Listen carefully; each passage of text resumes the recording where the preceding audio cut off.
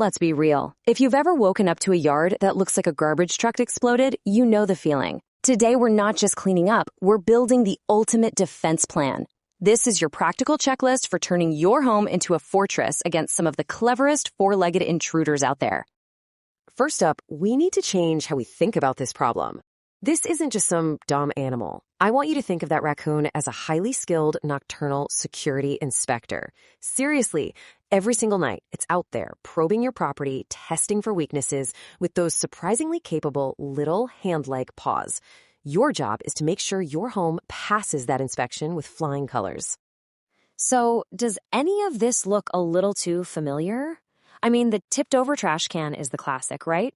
But what about those distinct little hand-like paw prints in the dirt? Or maybe some oily stains around a hole on the side of your house?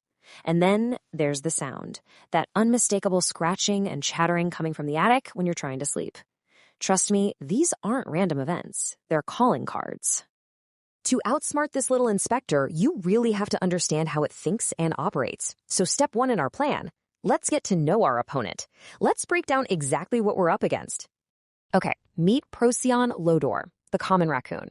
This animal is honestly a marvel of urban adaptation. It's whip-smart, an incredible climber, and those front paws, they can unhook simple latches, pry open lids, and just tear right through weak building materials. It's not out to get you. It's just perfectly designed to thrive in the world that we've all built. And here it is. This is the number that really, really matters. 4 inches. That's it.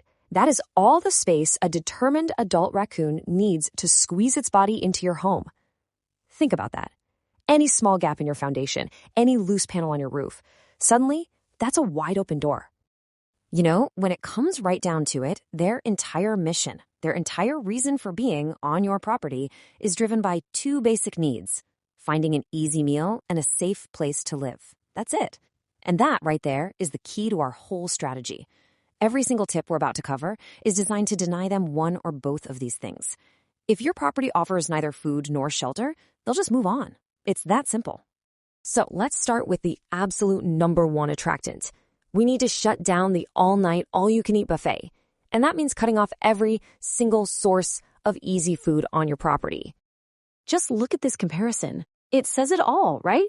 On the left, you've got a raccoon's 5-star restaurant, an overstuffed can with a lid that's barely on. It's basically a neon sign flashing free food.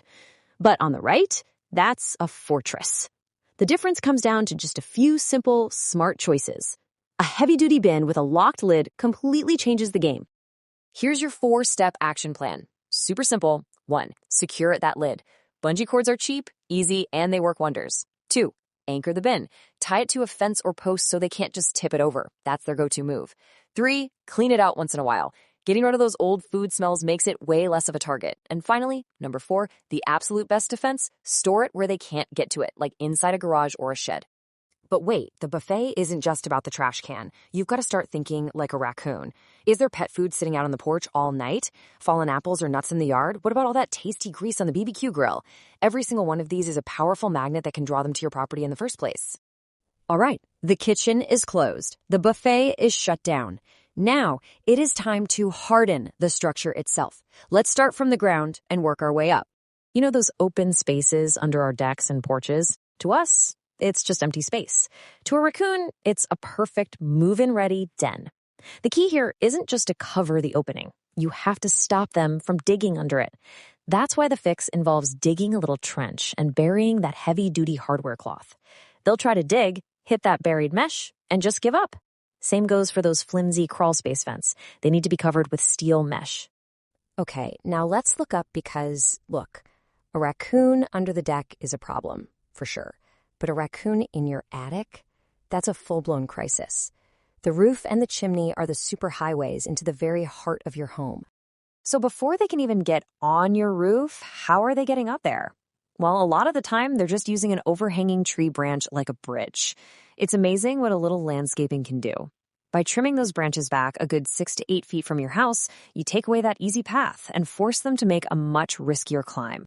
Now, for the roof line itself, this is critical. To a raccoon, an uncapped chimney is just a perfect, pre-made hollow tree, warm, dry, and safe. The only real solution is a bolted-on stainless steel chimney cap. Those flimsy plastic roof vents, they can be torn off in seconds.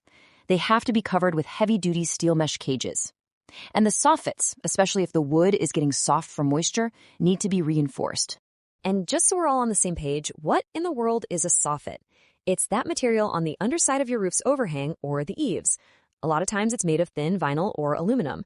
A strong raccoon can literally just push up on a panel, pop it out of place, and climb right into your attic. It is one of the single most common and overlooked entry points, so go look at yours. Now, securing your home isn't just a one-time job. It's really about ongoing vigilance. And the smartest way to stay ahead of the game is to sync your inspections with the raccoon's own calendar. Let's walk through the year. In late winter, they're mating, so you might see new damage as they look for spots. Spring is peak baby season. This is when you might hear those little chattering noises from kits. And listen, this is so important. Do not seal a hole in the spring unless you are 100% sure a mother and her babies are not inside. By summer, the young are moving around, so that's a better time to confirm a den is empty before you seal it. And in the fall, they're trying to fatten up for winter, making your food and trash security more important than ever. Look, you can do a ton to fortify your own home, but you also need to know when you're out of your depth. There are situations where a DIY approach isn't just going to fail, it could be downright dangerous. Let's talk about when it's time to pick up the phone. These are the red flags. If you hear that high-pitched squealing or chattering, it's almost a guarantee you have babies. And a mother raccoon protecting her kits is not something you want to mess with. They can be incredibly aggressive. And if you find a latrine that's a spot they use as a communal toilet, especially in your attic, you're dealing with a serious health hazard that needs specialized cleanup. And here is exactly why that's so serious. Raccoon feces can carry a nasty roundworm. The eggs from this parasite are incredibly dangerous to humans, and especially to kids. It is absolutely critical that you never, ever try to sweep or vacuum the droppings. Doing that can send microscopic eggs into the air, and you can actually breathe them in. So when you call a professional, you're not just getting a guy with a trap. You're getting a complete solution. They have the experience to humanely remove the entire family, the right tools to make permanent animal-proof repairs, and most importantly, the training and equipment to safely decontaminate that hazardous waste. So there you have it. That's your checklist, from the trash can right up to the chimney cap. I want you to think about your home right now, as it is. The nightly inspection is coming. The only question is, did you pass?